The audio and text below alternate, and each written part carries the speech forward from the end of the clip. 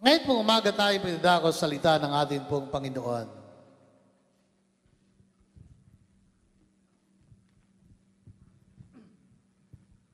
Tayo po ay may mga Biblia. Sabi po sa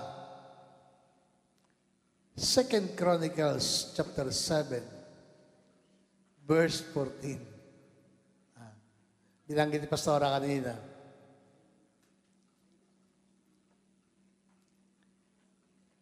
Basahin po natin mula sa verse 13.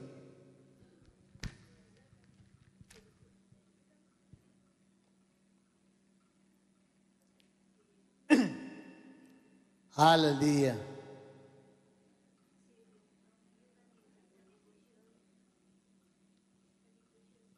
Sa devotion daw kanina. Amen.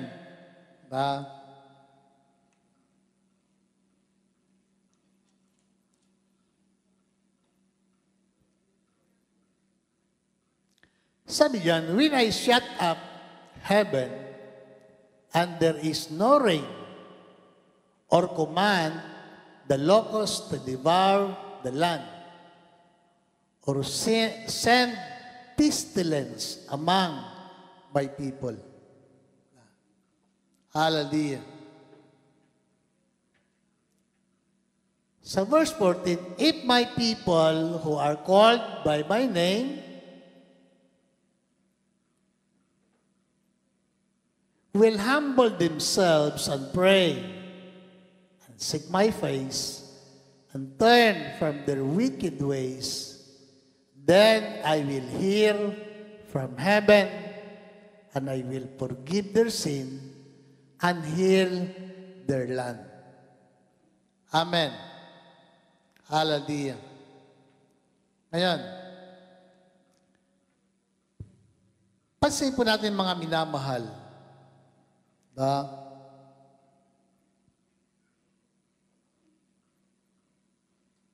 sa mga nangyayari ngayon sa atin pong bansa, sa ating panahon.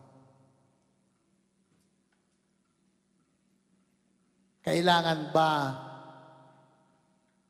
na ang ating bansa ay gumaling? Sabi diyan ay unheal their land. Pagagalingin ng Diyos ang kanilang lupain. Hallelujah. Sa bansa natin ay makita po natin na bakit tayo ay dumadaan sa mga matitinding mga unos. Kasi nga, isa sa pangunahin na kasalanan sa bansa natin ay yung tayo na mga Pilipino ay naturuan na sumamba sa maling Diyos. Tama ba? Kasi po natin ang bansa natin, halos lahat ng pangalan, karamihang pangalan na mga bayan, na mga barangay ay pangalan ng mga santo. So, ibig sabihin, ang tao at tayo ng mga Pilipino naturuan na ang sinasamba natin ay yung mga santo, mga ribolto. Samantala, yung mga santo naman, hindi naman natin kilala. Kilala ba natin personal sa'yo? Di ba? Hindi naman.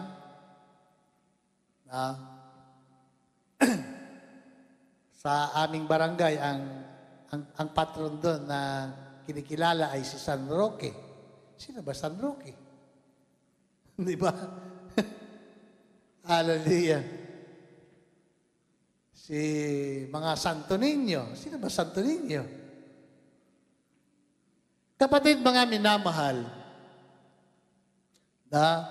nalala niyo yung prophecy ng Negro tungkol sa Pilipinas na tayo ay nakita niya, pahayag sa kanya ni Lord na yung mga paparating pa na mas matindi na mga bagyo, unos sa bansa natin. At ang kwandon, na sabi niya,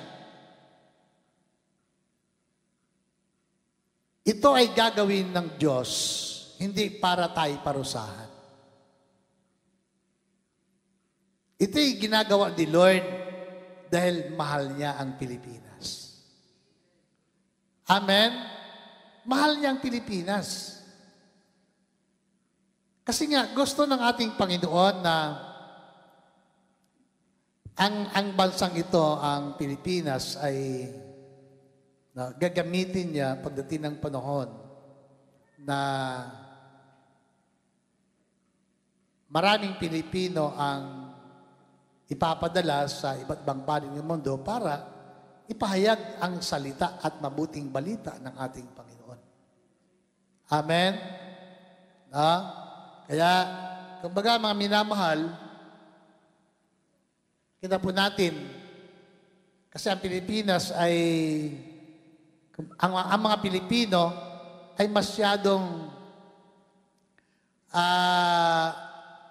ang hinahawakan natin ay ang ating pananampalataya sa Diyos. Bagamat iba-ibang pananampalataya, iba-ibang relihiyon ng tao, iba-ibang sekta, diba? Ibig sabihin, mga minamahal, ang mga tao sa bansang ito, ang iniisip nila ay Diyos. Yung pamamaraan lamang ang naiba. Nanawa po natin, na sa halip na ang sambahin ng tao ay yung lumikha, ang sinasamba ng maraming Pilipino ay yung mga nilikha. Yung mga ginawa ng tao. Diba? Actually, ang pagsamba sa mga Diyos-Diyosan ay pinagbabawal ng Panginoon. At pinagbabawal sa Biblia. Diba? Kasi ito'y gawa ng tao. At nakasulat sa Biblia at maliwanag sinasabi ni Pablo na sa halip na ang sambahin ng tao ay ang Diyos na may likha ng langit at ng lupa, ang sinasamba ng maraming Pilipino ay yung mga ginawa at nilikha lamang ng tao. Hallelujah. Diba? Nabasa ba natin sa Biblia na isang tao punta sa bundok, pumutol ng kahoy na matigas. Ang kaputol ay ginawa niyang ribolto at ang kaputol ay panggatong niya. Diba? Hallelujah. Ibig sabihin, yari sa kahoy. Kami rin, mga minamahal, ang lahi namin, lula namin, bata pa lamang kami ay tinuruan na kami. Tuwing hapon, pagka nag-orasyon, tawagin kami ng lula namin, mag-orasyon na tayo. So, luhod na siya doon sa santo. At kami naman ng mga apo, luhod din sa likuran niya. At mag-second devotion kami sa kanya. Kanta siya ng Ave Maria. Hindi, kanta rin kami. Kaya, yun ay kasalanan ng aming pamilya, ng aming lahi. Kasi naturuan kami na sumamba sa Diyos-Diyosan. Hallelujah. Pero salamat na lang sa biyaya ng ating Panginoon. Kasi nga, mayroon kaming matandang tiyahin. May tiyahin kami na matandang dalaga. At ngayon, ang edad niya ay 89 years old. Buhay pa na doon sa bahay. Umuwi kami ni Pastora, binisita namin. So, yun po ay naging daan para kami makakilala sa Panginoon. Sapagkat siya ay naglingkod sa Diyos, nag-alaga ng maraming mga pastor, at bunga ng kanyang paglilingkod at panalangin ay kami. na sa pamilya namin, kami ng mga pamangkin niya, ay nakakilala sa Panginoon. Nabago ang aming pananaw, nabago ang aming paniniwala, nabago ang aming pananampalataya. Natuto kaming magbasa ng Biblia. At nakilala namin na ang Diyos pala na ating pinaglilingkuran ay Diyos na buhay at makapangyarihan. Ang alam natin, ang alam ko noon, na ako'y bata pa, ang Diyos ay namatay na. Diba? Pinako si Kristo sa cross, namatay.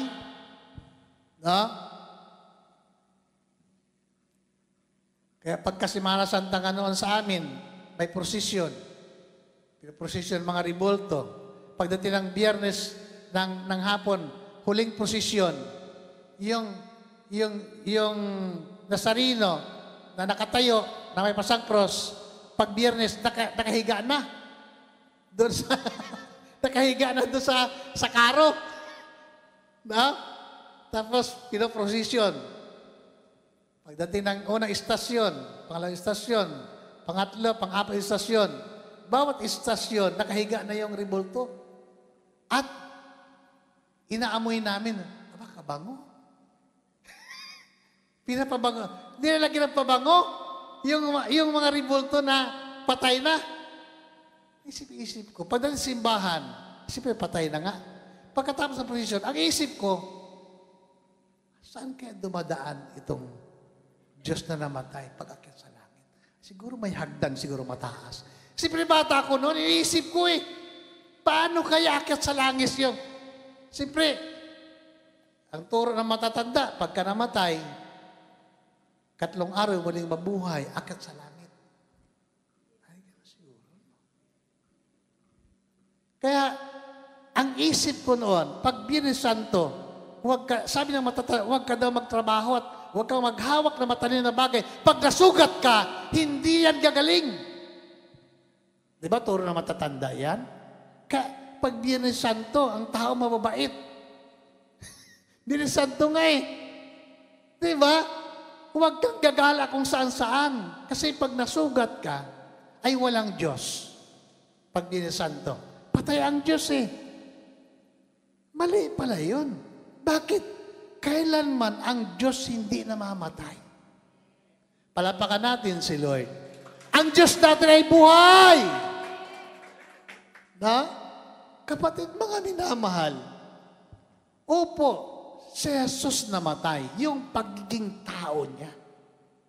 Pero yung pagiging Diyos niya, hindi yun namatay. Amen? Nagkatawang tao nga ang si Jesus So yung pagiging tao niya, yun ang namatay. At sabi ng Bible, pagkatapos ng 3 araw, bumangon si Jesus.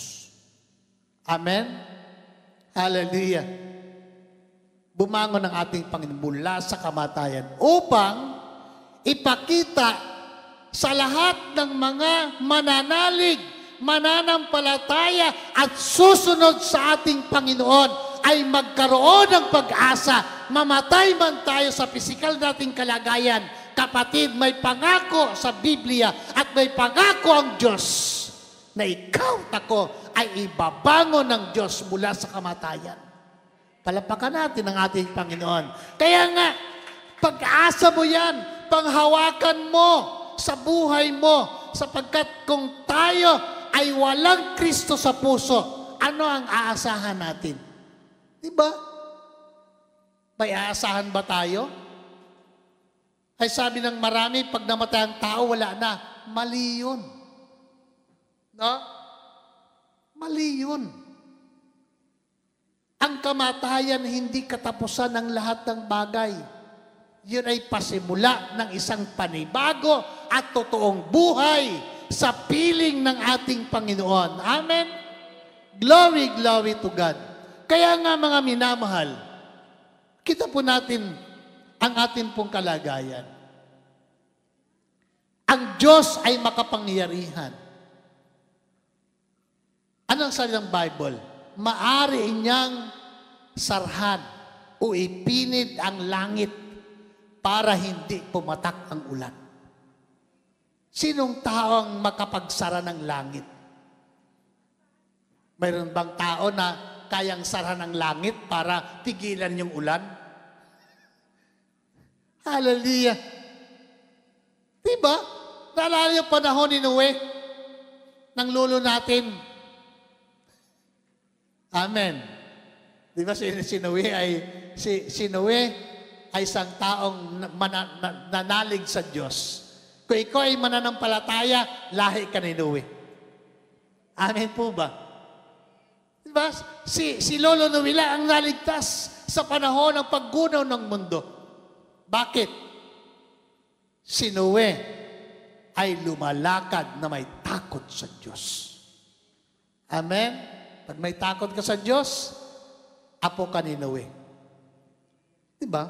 Sa panahon ni Noe, nang gumawa ng daong si Noe ayon sa sinabi ni Yahweh, no, sapagkat gugunawin niya ang mundo. Diba?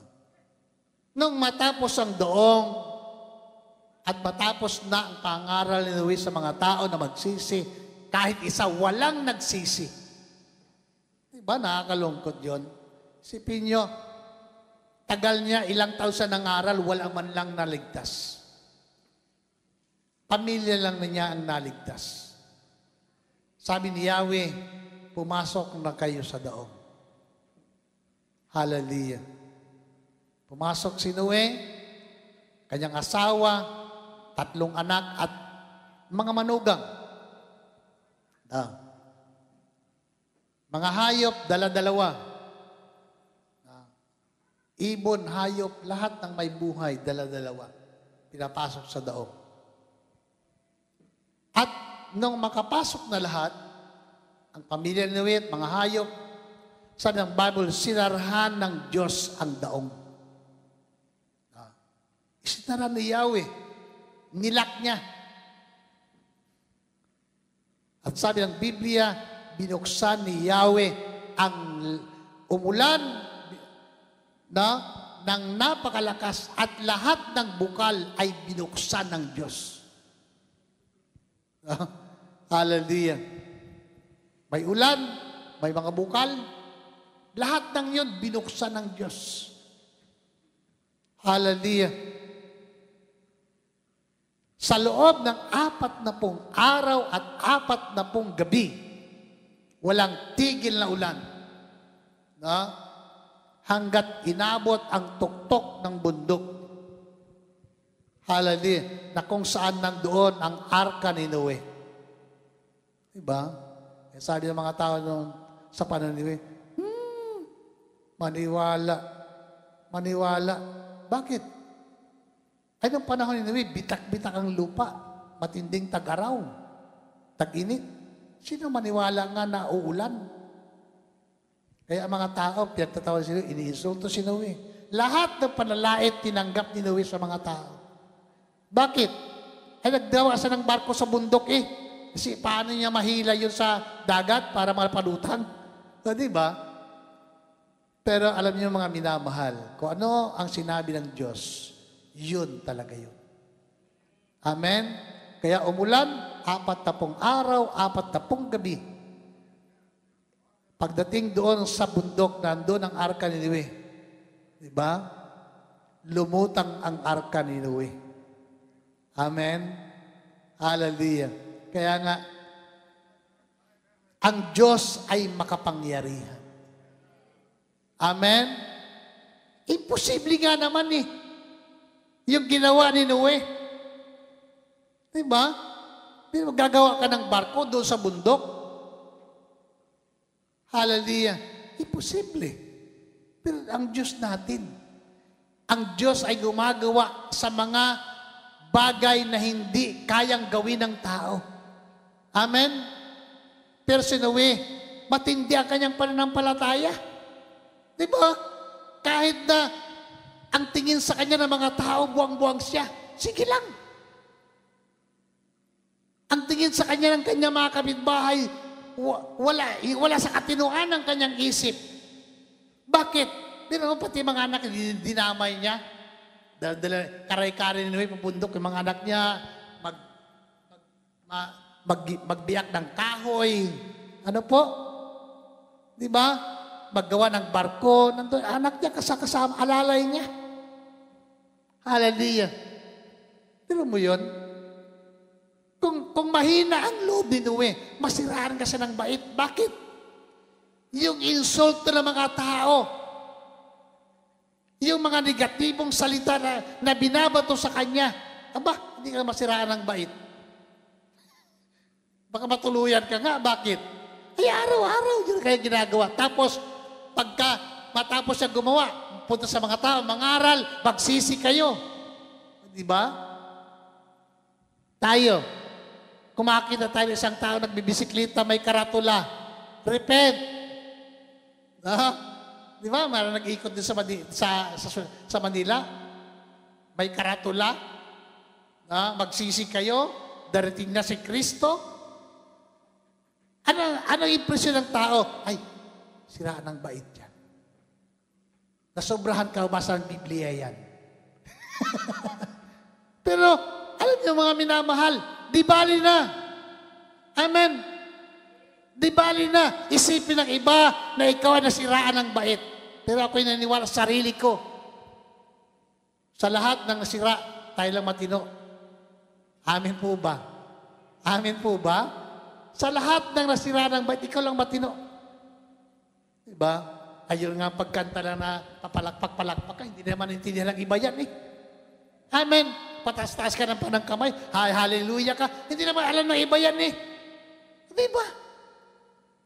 Sa tingin ng hindi Kristiyano, mga minamahal, wala ka sa katinuan.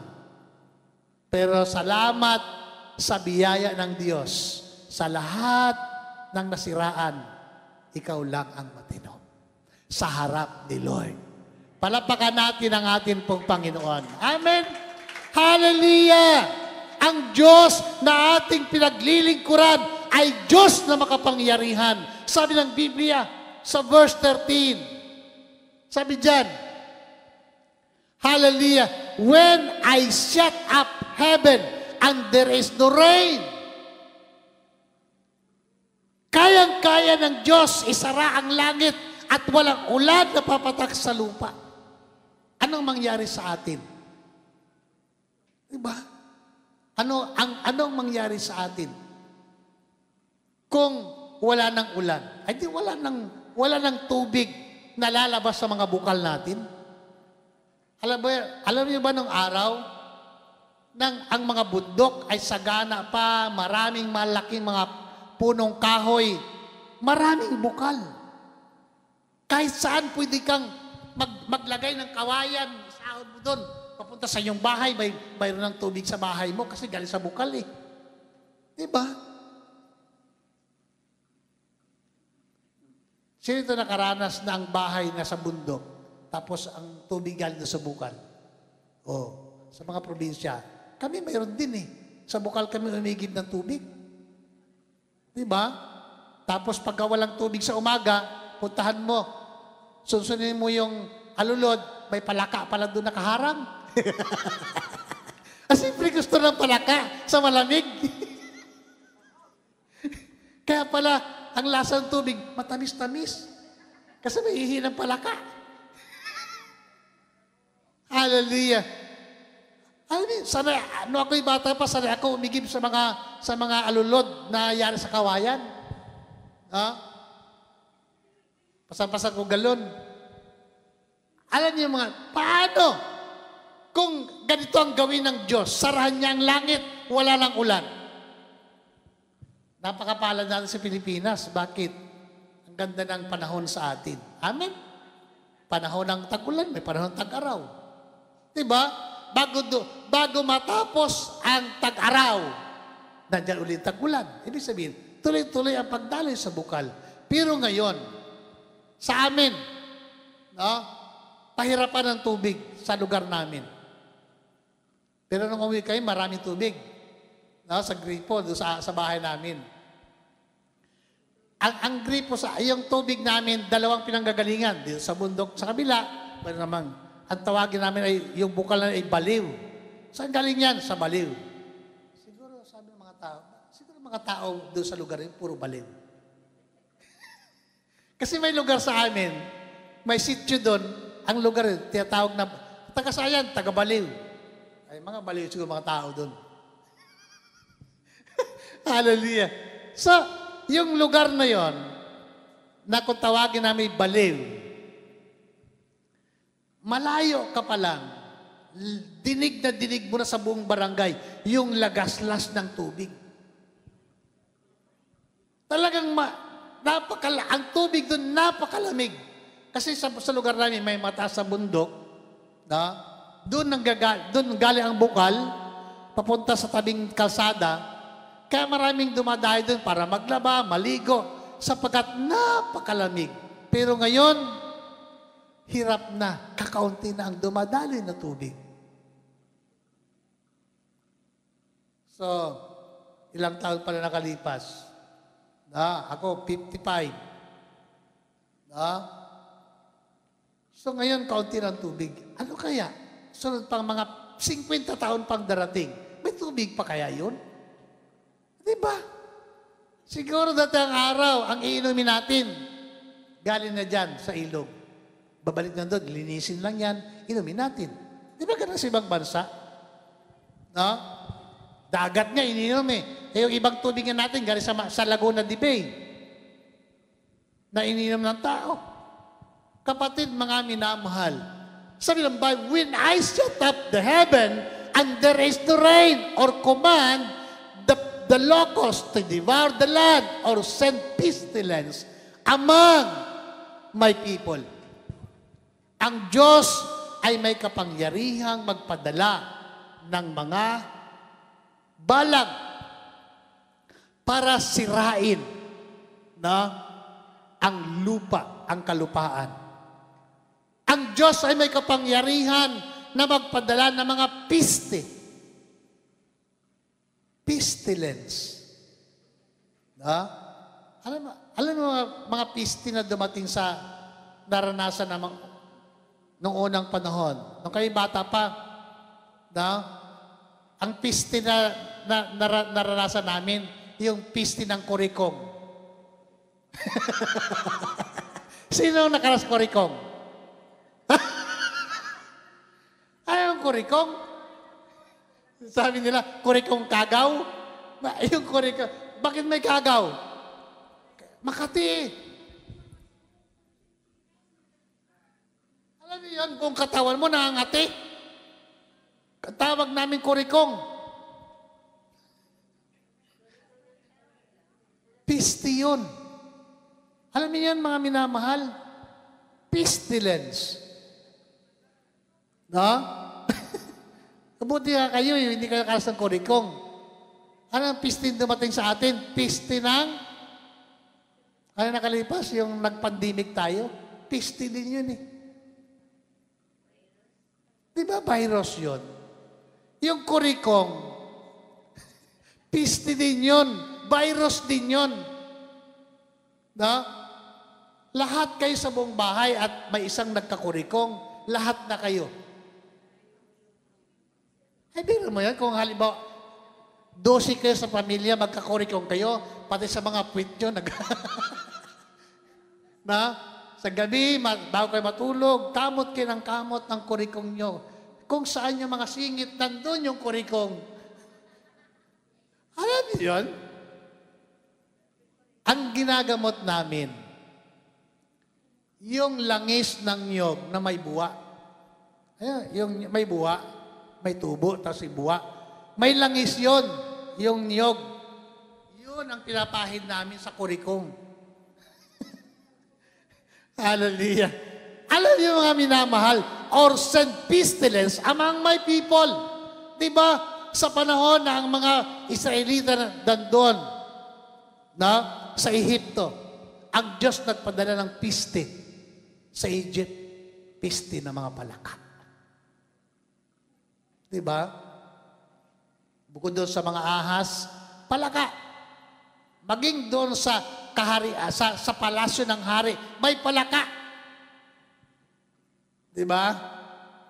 Para magbago ang isip ng paraon at palayain ang bayan ng Diyos, ay ayaw ni Paraon. Matigas ang puso niya. Hindi pwede. Dito lang kayo. Kasi kawawa kami. Wala na kaming alila.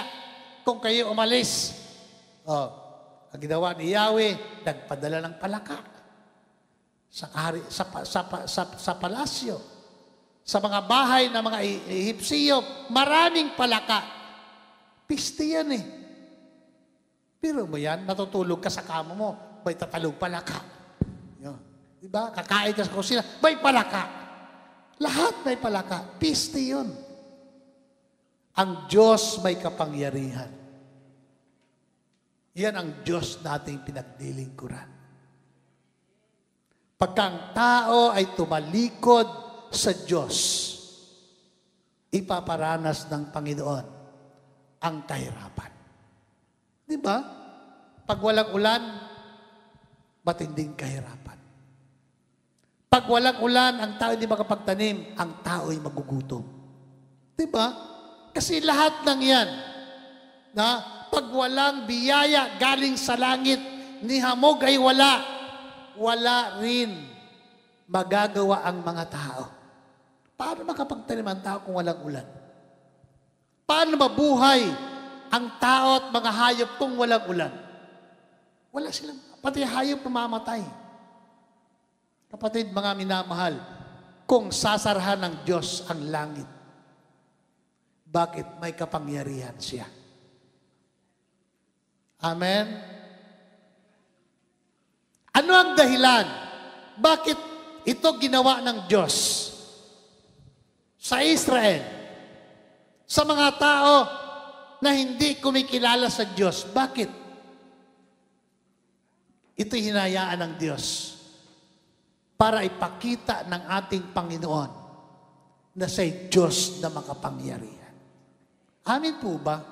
At ang tao ay magbago, magbalik loob sa Diyos, magsisi sa mga kasalanan. Diba? Nung naparito si Kristo, ang mensahe, isa lang, magsisi. Amen? Diba si John the Baptist? Yun lang ang mensahe niya. Ihanda nyo. No? Para ihanda ang daan ng ating Panginoon, magsisi kayo at magbalik loob sa Diyos. Hallelujah. Kapatid, mga minamahal, ang bansa natin ay dumadaan sa maraming pagsubok. Amin po ba? Bagamat marami ng mananampalataya, marami ng Christian o Kristiyano sa bansang ito, pero kapatid, mga minamahal, napakaraming pa ring tao ang kumakapit at nakadepende ang pananampalataya sa mga santo-santo sa Pilipinas. At ito ang isang bagay, mga minamahal, na ayaw ng Diyos. Bakit?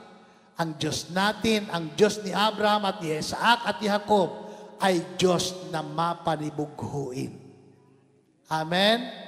Diba? Ayaw ni Lord na ang tao ay sumasamba sa mga nilikha sa halip na sa lumikha. Nagsiselos ang Diyos. Diba? Kaya nga ang utos sa Biblia, huwag kang magkaroon ng ibang Diyos maliban sa akin. Amen. Sabi sa Exodus chapter 20, isa sa mga commandments ng Biblia, ng ating Panginoon, huwag kang magkaroon ng ibang Diyos maliban sa akin. Hallelujah. Na? Kaya nga, sa buhay natin, minsan pinagpapalit natin ang ating Panginoon sa maraming mga bagay. At sabi ng iba, anumang bagay na mas mahalaga sa iyo kaysa sa Diyos at sa paglilingkod sa Kanya, Diyos-Diyosan mo rin yan. Amen? Ngayon, kung ang Diyos-Diyosan mo ay kayamanan, ay hindi ako magsimba, baka sayang tong aking ginto na nakatago sa baol, baka nakawin eh. Ay di, habang buhay ka naman binantay ng iyong kayamanan, hindi ka makapaglingkod sa Kanya. Hindi mo maiwan ang iyong bahay. Bakit? Baka looban ka. Kapatid, mga minamahal, Huwag nating gawing Diyos-Diyosan ang mga bagay na material. Amen? Bakit? Lahat ng yan, iiwan natin yan. Pagka tayo kinuha ni Lord, pagka tayo namatay, lahat ng yan, maiiwan din natin. Amen? Kaya nga, ang dapat nating paglingkuran, ang Diyos ng may likha ng langit at ng lupa. Amen? Bakit? Siya ang Diyos na nagbigay sa iyo ng lakas, nagbigay ng buhay. Hallelujah. Kapatid, mga minamahal, ano ang nais ng Diyos na makita sa buhay natin? Ang nais ni Lord, magkaroon tayo ng isang buhay na marunong magpakumbaba. Sabi sa verse 14, if my people, hallelujah, who are called by my name, will humble themselves. If my people, hindi lahat ng taong nabubuhay ngayon, tao ng Diyos, anak ng Diyos. Amen? Hindi lahat ng taong nabubuhay ngayon ay anak ng Diyos. Kung ikaw ay Kristiyano, ikaw ay nakakilala sa Panginoon, at tinanggap natin si Lord, ikaw ay anak ng Diyos. Amen? So, if my people, ang maaaring tinutukoy dito ay Israel. No? Pero, alam niyo mga minamahal, napakapalad natin. No? Bakit? Hindi lamang ang sinasabing tao, mga anak ng Diyos, ay ang kanyang bayan, ang Israel, kundi yung mga taong naniniwala at nagtitiwala kay Kristo ay tinawag silang mga anak din ng Diyos. Amen? Kaya nga, sabi ng Bible, if my people, which are called by my name, shall humble themselves. Hallelujah. Kapatid, mga minamahal, ngunit sa sandaling ang aking bayan na tinawag at pinili ay magpakumbaba. Hallelujah. Ay magpakumbaba.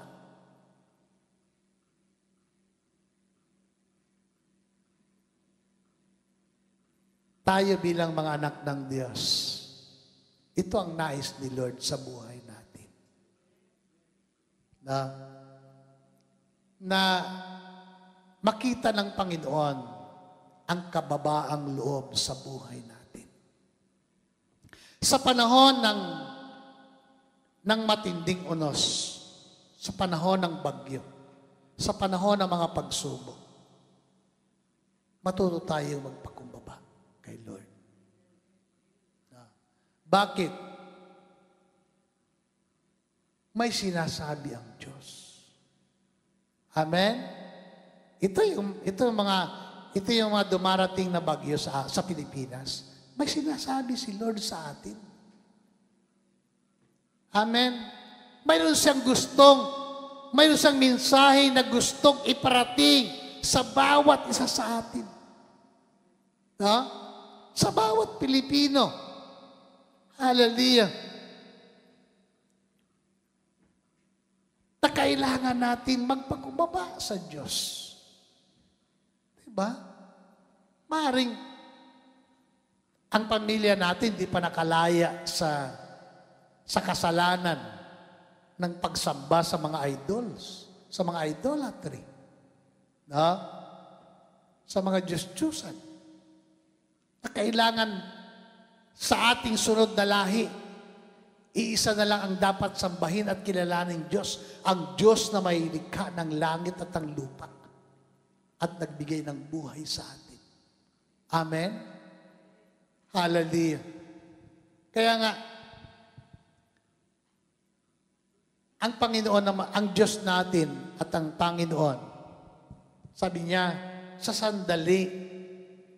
sandaling ang bayan na aking pinili ay magpakumbaba. Diba? May kondisyon naman eh. Ilalayo ng Diyos ang lahat ng kahirapan. Ilalayo ng Panginoon ang lahat ng mga piste sa ating sambahayan, sa ating lahi, sa ating bayan, kung tayo ay magpakumbaba. Diba? Ay kung lahat ng Pilipino ay luluhod at manalangin sa atin pong Panginoon at tumalikod sa kasalanan, kapatid mga minamahal, may pangako ang Diyos. Diba? Hallelujah! Sandaling tayo ay magpakumbaba, manalangin at tumalikod sa lahat ng kasalanan. Ano ang pangako ni Lord? Sabi niya, then I will hear from heaven. Saan si Yahweh? Saan ang Diyos natin? Sa langit. Amen? Sabi ng Bible Sabi niya, kung ang tao ay magpakumbaba, manalangin, hanapin ang mukha ng Diyos, hallelujah, at tumalikod sa lahat ng kasalanan, sabi ng Biblia, pakikinggan ng Diyos ang ating panalangin na kahit siya'y nasa langit, maririnig ng Diyos ang panalangin mo at panalangin ko. Amen po. So, ibig sabihin, mga minamahal, pag nag-pray ang tao, pag nanalangin ang tao, naririnig ng Diyos. Amen? Yan ang katotohanan dyan na atin pong makita.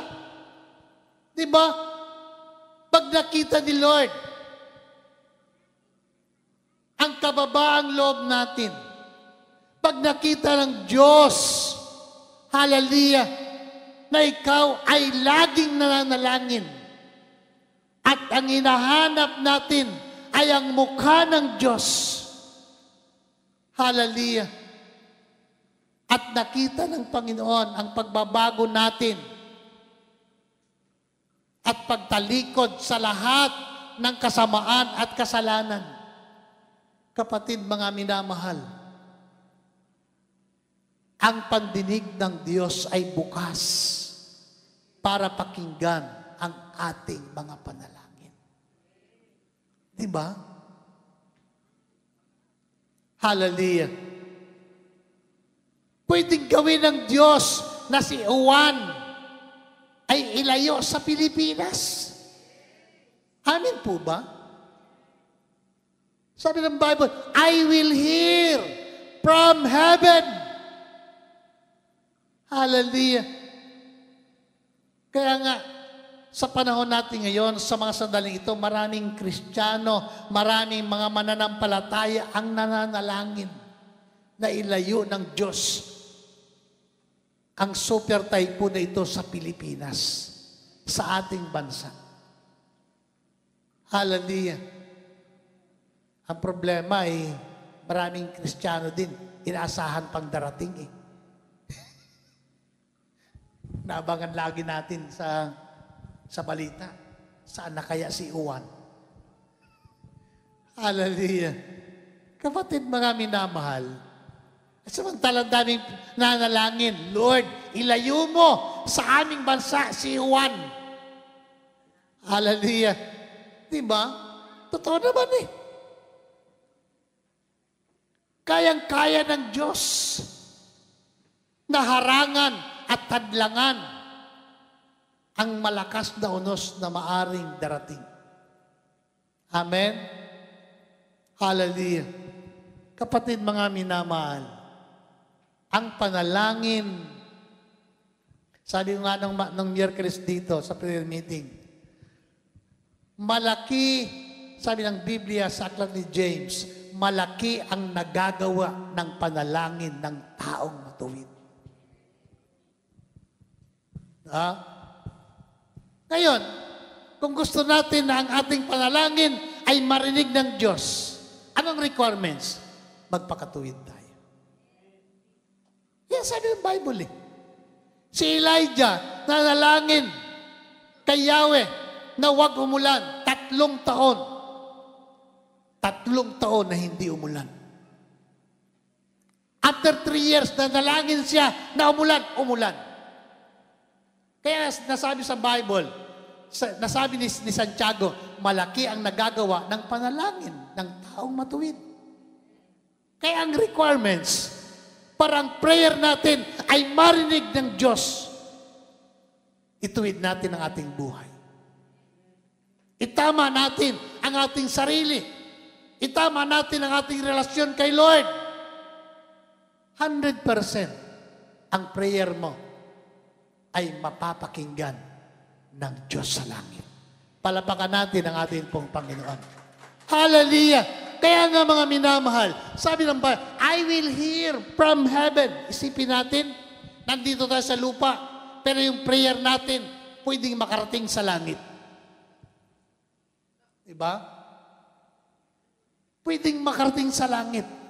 Malinaw na ang panalangin mo ay mapakinggan ng Diyos sa langit. Requirements. Ituwid natin ang ating buhay. Hallelujah. Kasi nga, malaki ang nagagawa ng panalangin ng mga taong matuwid. Hallelujah. Glory, glory to God.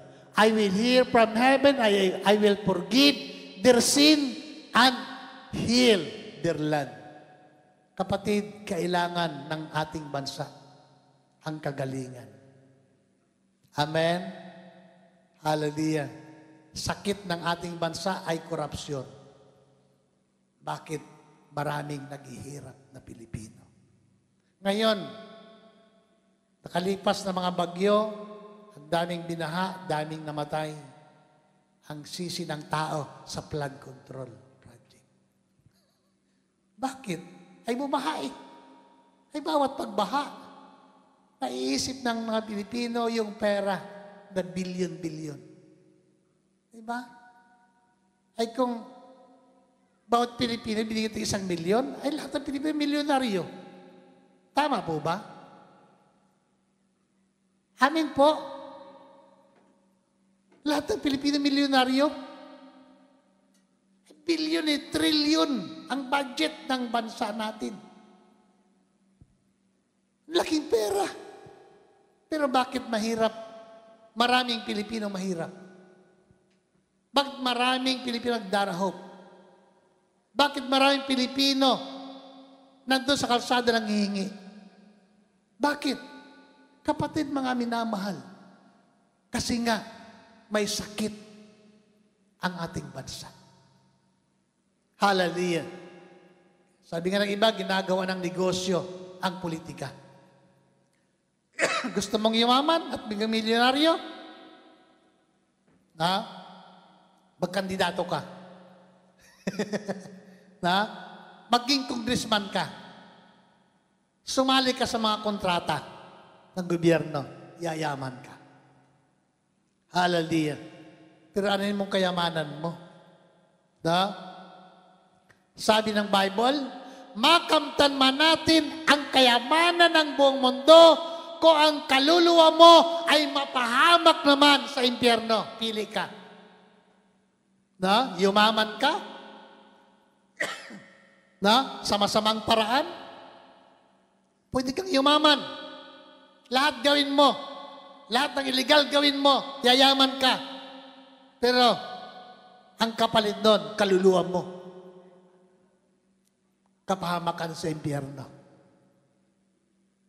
Ay, ang buhay natin dito. No? Mapalad ka na kung tumagal tayo sa mundo ng 70 years. Diba? Ang katumbas doon, pag namatay tayo, eternal, walang hanggang kahirapan sa impyerno. Diba? Kaya nga, mga minamahal, sa kalagayan natin, makontento ka kung may Kristo ka sa puso, manampalataya ka, yayaman ka, dahil sa biyaya ng ating Panginoon, pasalamat ka kay Lord. Amen? Pero kung anong mayroon ka, na, maging masaya ka sa Panginoon. Pagsikap ka sa buhay. Sasamahan ka ni Lord. Hallelujah. Mabubuhay ka na payapa ang buhay mo. Hallelujah. Kaya nga, ang kailangan natin, matuto tayo laging magpakumbaba sa harap ng Diyos. Bakit? Anong pangako sa Biblia? Sa Matthew, mapalad ang mga mapagpakumbaba sapagkat sila'y itataas ng Diyos. Amen! Diba? Hallelujah! Pagbababa ang kalooban mo, kapatid, kahit hinapi ka ng iba, si Lord ang magtataas sa iyo. Ayaw pa yon? Na? Kaya nga, kahit na ibagsak ka ng iba, na? Ang Diyos ang magtataas sa iyo. Ganon kabuti ang Diyos sa mga anak niya. Amen? Kaya nga, sa ating kalagayan, mga minamahal, no? Tandaan po natin ang mga bagay nito. Hallelujah. Matuto tayo magpakumbaba. At lagi tayong manalangin sa Diyos. Dapat ang Kristiyano mapanalanginin.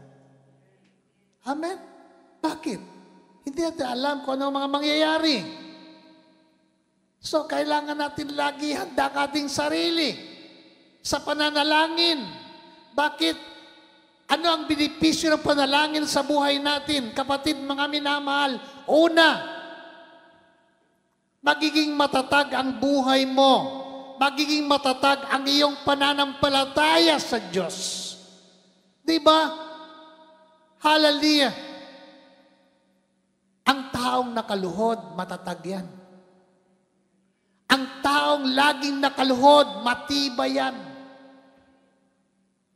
Kahit anong pagsubok na dumating sa buhay natin, kung lagi tayo nakaluhod sa harapan ng Diyos, kapatid, kahit anong problema, magiging matatag ka. Amin po ba? Diba? Kaya nga sabay kipaglaban, na? Yung iba, pagka mga sundalo, nagipaglaban, nakadapa. Nakaluhod. Bakit? Ay, pag nakatayo ka, dahil kang tamaan ng bala. Mamamatay ka ng maaga. Amen? Pero pag nakaluhod ka, kapatid, mga minamahal, nakadapa ka, kahit anong bala ang lumilipad dyan, at nakaluhod ka at nakatayo ka, magiging matibay at matatag ang iyong panampalataya sa Diyos. Amen? Kaya nga,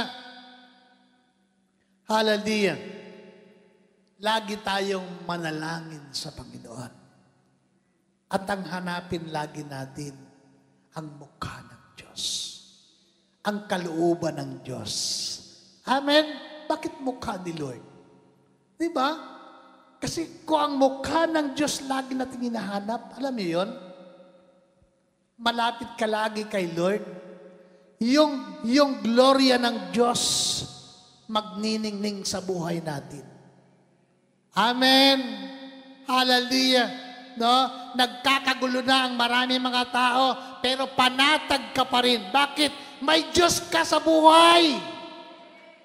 Amen. Diba? Ngayon, hallelujah, nagkakagulo na ang mga kababayan natin. Punta doon, kung saan-saan. Punta sa evacuation center. Kagahapon nga eh. May nakikita ko, may may hinihilang malita. Uy, saan kaya galing mga tao dito? Wala pang bagyo, nag-evacuate na. May malita, may planggana na dala. Just sa street. Baka lilipat na ng bahay. Hallelujah. Pero alam niyo yun, mga minamahal, na ang Kristiyano na may Kristo sa puso at may pananampalataya sa Diyos, parang dun sa kwento na isang ibon na umapon doon sa isang bato. Habang sa palibot ng bato ay malakas ang agos ng baha at tubig. Sa gitna ng baha na yon ay may malaking bato. At mayroong maliit na ibon nanganganlong doon. Payapang payapa. Bakit? Sapagkat alam ng ibon, nakatungtong siya sa isang matibay na bato. ganyan din ang ating kalagayan. Pag alam mo kung sino ang Diyos na iyong pinanampalatayanan at pinaglilingkuran, kahit marami, ilan pang bagyo ang dumating, panatag ang buhay mo. Amen! Palapakan natin ang atin pong Panginoon. Hallelujah! Tayo po ay tumayo. Iyuko natin ang ating mga ulo. At tayo po'y manalangin sa Diyos. Hallelujah. Glory, glory to God.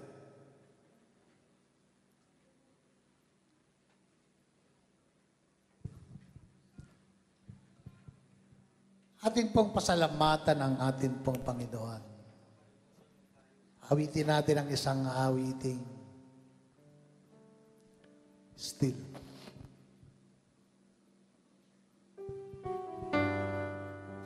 Hallelujah. Lagi tayong manganlong kay Lord.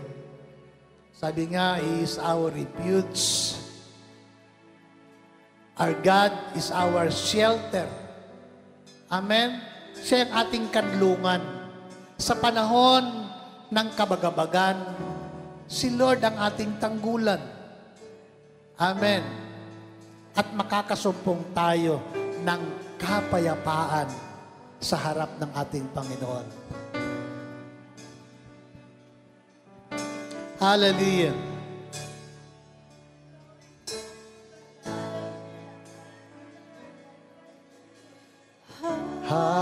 Hide me now under your wings. Hallelujah.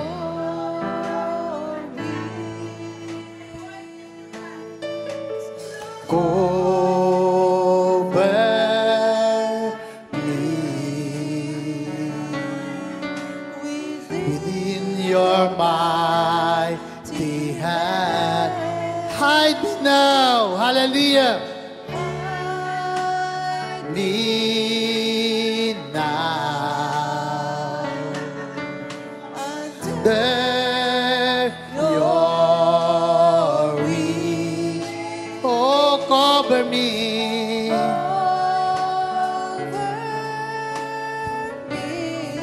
Within your mighty hand.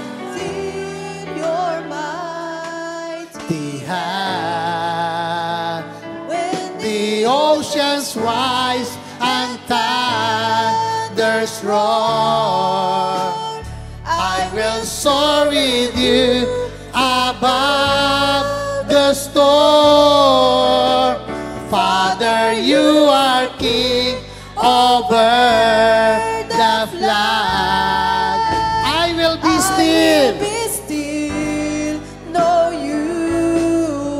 God. Hallelujah. Find rest my soul. In Christ alone. In Christ alone. Know His power. Yes, Jesus. His power. Hallelujah. In quietness and trust. When the oceans rise and thunders roar, I will soar with you. I will soar with you Above the storm. Father, you are King over the flood. I will be still. Know you are God. When the oceans rise and thunders roar, I will soar with you. Hallelujah. The storm.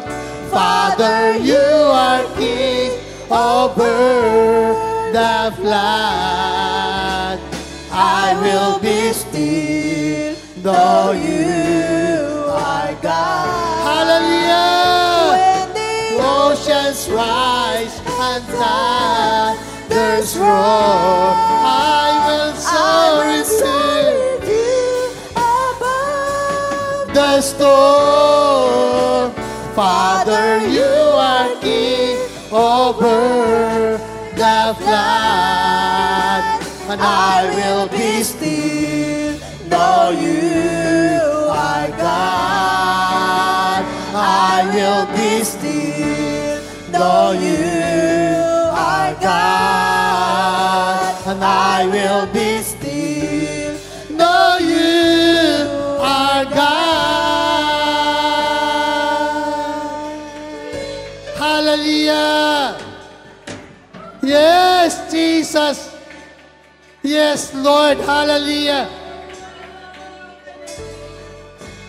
Glory, glory to God. Hallelujah.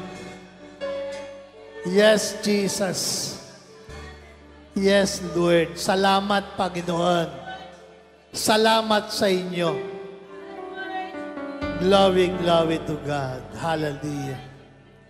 Yes, Lord. Ngayong umaga, dakilang Diyos, salamat sa gitna, Panginoon, ng bagyo. Sa gitna, dakilang Diyos, ng maraming unos. Sa gitna ng maraming problema, dakilang Diyos. Lord, matuto kami laging magpakumbaba sa inyo. Hanapin lagi ang iyong mukha. Lagi kaming manalangin, Panginoon. At matuto kami, dakilang Diyos, na tumalikod sa lahat ng kasalanan. Lord, salamat sapagkat ikaw ay bukas ang iyong pandinig upang mapakinggan ang panalangin ng iyong mga anak, dakilang Diyos. Salamat, dakilang Ama, sa pagpapatawad. Lord God, ang panalangin namin ngayong umaga, dakilang Diyos, palagpagalingin mo ang aming lupain. Patawarin mo ang aming bansa, ang kasalanan ng maraming Pilipino, in the name of Jesus Christ. Hallelujah. Lord, salamat ngayong umaga, dakilang Diyos. Salamat po sa iyo po mga salita.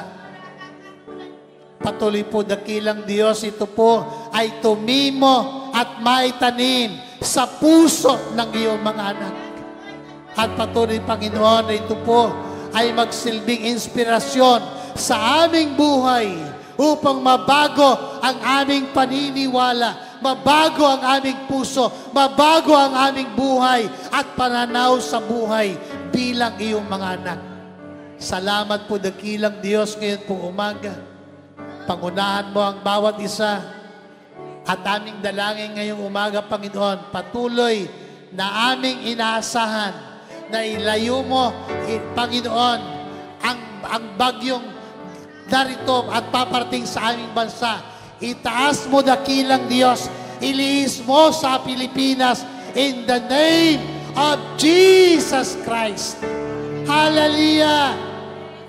At patuloy, Panginoon, ang iyong divine protection ay patuloy na ipagkaloob sa bawat Pilipino. Hallelujah, sa bansang ito, in the name of Jesus, in the name of Jesus Christ. And Lord God, salamat. Ingatan mo ang buhay ng iyong mga anak. Ingatan mo ang bawat pamilya sa pangalan ni Jesus, sa pangalan ni Jesus. Lord God, salamat sa kapayapaan, salamat sa kagalakan. In the name of Jesus, pagpalain mo ang bawat sa aming uwi, sa aming mga tahanan. At Lord God, sa namin ipinagkakatiwala ang aming mga buhay. At kinabukasan, Panginoon, umaasa po kami, dakilang Diyos. Muli, ikaw po ang Diyos na patuloy na nagbibigay ng buhay at pag-asa sa bawat isa, Panginoon, sa bawat iyong mga anak. Sa iyo ang kapurihan at ang karangalan, dakilang Diyos. Salamat po. Pansamantala kami po ay mag-iwalay sa pisikal naming kalagayan. Subalit, bigkisin mo po ang iyong mga anak at ang bawat sa amin sa iyong pagmamahal. Hallelujah. At madama namin, Panginoon, ang init ng iyong pag-ibig sa bawat isa. Yakapin mo, Panginoon, ang iyong mga anak at patuloy na proteksyonan at gabayan. Salamat po ngayong umaga. Sa iyo ang karangalan, sa iyo ang kapurihan at ang lahat ng kadakilaan. Sa pangalan ni Jesus, naming Panginoon, tagapagligtas. Amen and amen. Hallelujah. Glory, glory to God. Magandang tanghali po. God bless you. Amen.